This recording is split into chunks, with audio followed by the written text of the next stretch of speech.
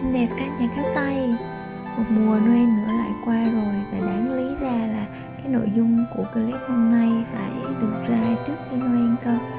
Nhưng mà không sao, đây cũng có thể là một gợi ý nho nhỏ cho món quà cảm ơn vào dịp cuối năm chúng ta dành tặng cho bạn bè và người thân. Vậy thì chần chừ gì nữa, chúng ta hãy tới ngay tới nội dung clip ngày hôm nay luôn nha.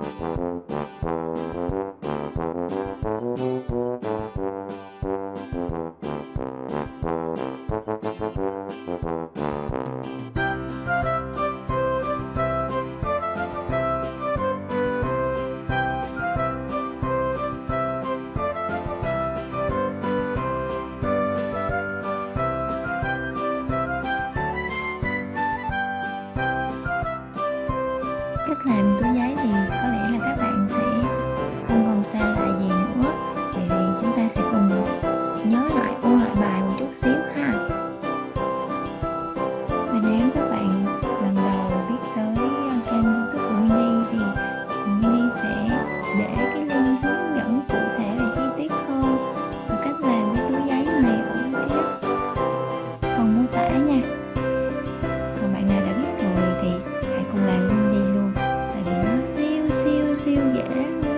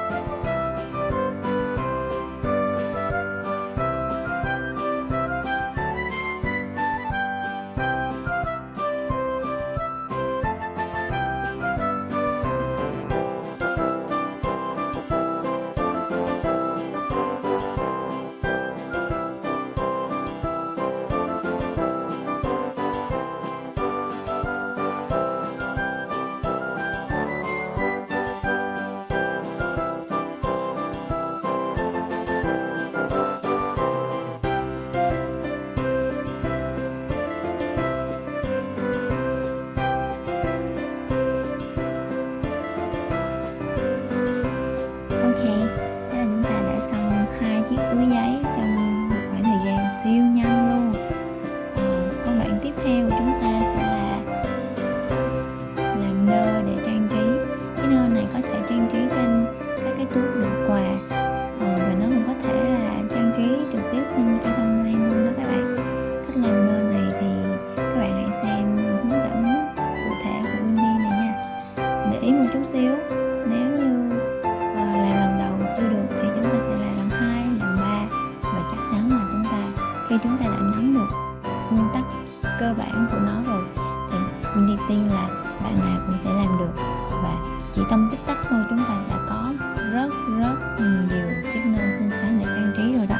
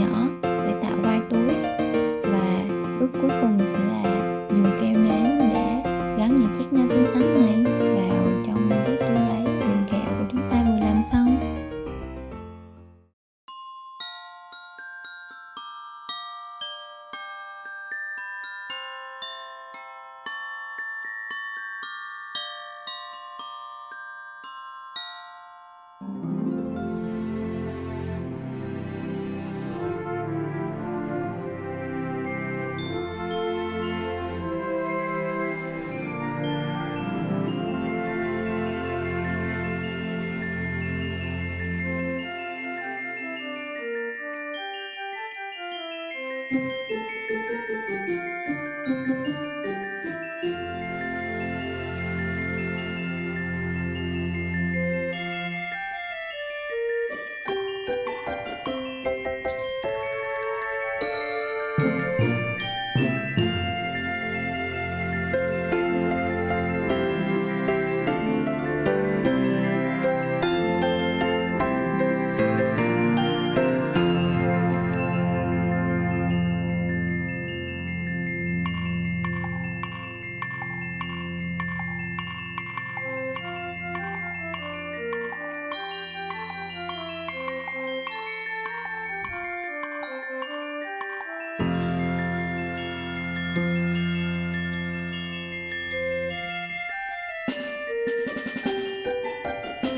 vọng chia sẻ vừa rồi của Nguyễn có thể giúp các bạn tự tay làm được những món quà cảm ơn vào cuối năm này cho bạn bè và người thân.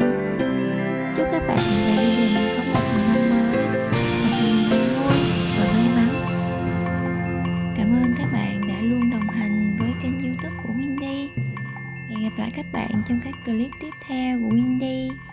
Bye bye, bye bye, bye bye, bye bye.